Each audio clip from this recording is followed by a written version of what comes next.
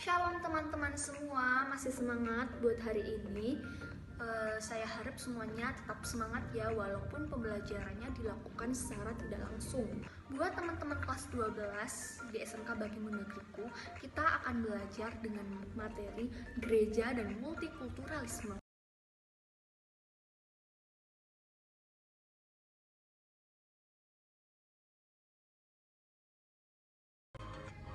Nah, sebagai umat Kristen, multikultur bukanlah masalah yang harus dipertentangkan.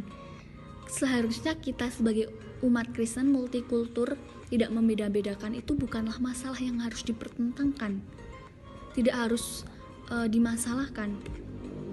Tetapi mengapa seringkali kita temui masih ada terjadi berbagai kerusuhan, kekerasan, atau perselisihan satu dengan yang lain dan konflik lainnya di dalam gereja? Nah, kita harus mempunyai kunci. Yang pertama adalah menjadi manusia baru dalam Kristus. Kalau menjadi manusia baru dalam Kristus berarti manusia yang tidak lagi membeda-bedakan sesamanya dari perbedaan latar belakang suku, bangsa, budaya, kelas sosial kaya, miskin, pandangan hidup, dan kebiasaan atau lain-lainnya. Nah, itu adalah kunci yang pertama agar kita tidak membeda-bedakan, tidak lagi melihat sesamanya dari latar belakang. Yang kedua adalah menjadi manusia baru. Bukan sekedar menjadi manusia baru dalam Kristus, tetapi menjadi manusia baru artinya orang beriman yang telah menerima keselamatan, bahwa kita adalah orang yang menerima keselamatan daripada Tuhan. Dalam Yesus Kristus wajib menerima teman kita, menghargai teman kita, dan mengasihi sesamanya tanpa memandang berbagai perbedaan yang ada. Jadi kita harus menjadi manusia baru. Kalau kita mempunyai salah satu kunci, kalau kita mempunyai kunci dalam hidup kita menjadi manusia baru dalam Kristus, yaitu kita tidak membeda-bedakan lagi teman kita karena latar belakang yang berbeda.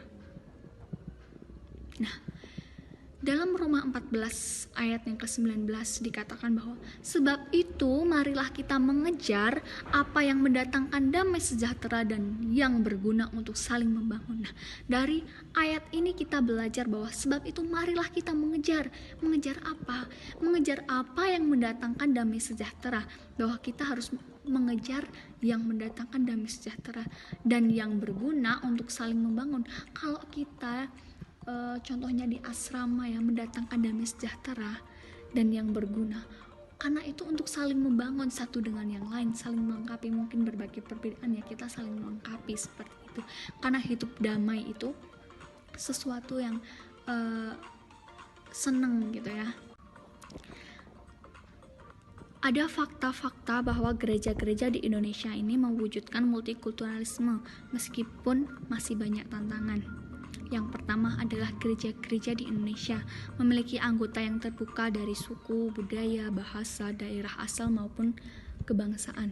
Nah, yang kedua adalah gereja-gereja di Indonesia juga mengadopsi beberapa unsur budaya lokal yang dimasukkan ke dalam liturgi ibadah. Contohnya yaitu lagunya, musiknya. Nah, untuk apa? Yang memperkaya pemahaman iman Kristen untuk membangun kebersamaan, bukan mengurangi kegiatan-kegiatan yang ada, bukan mengurangi atau memberikan nilai jelek dalam gereja, tapi untuk apa? Memperkaya pemahaman iman Kristen dan membangun kebersamaan. Ada juga berbagai pelayanan gereja ditujukan bagi masyarakat secara umum tanpa memandang daerah asal, budaya, adat istiadat, kelas sosial. Nah, untuk apa? Meningkatkan kesadaran gereja dalam partisipasi.